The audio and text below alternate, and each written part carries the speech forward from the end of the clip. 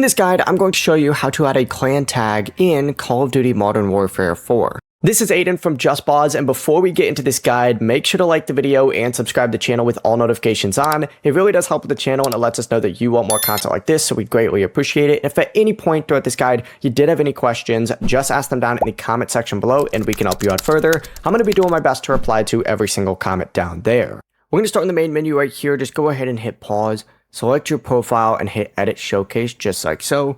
Once you're in the area where you could edit your showcase, you're going to see clan tag. Simply go ahead and select it, and you can put in your clan tag, whatever it is that you want.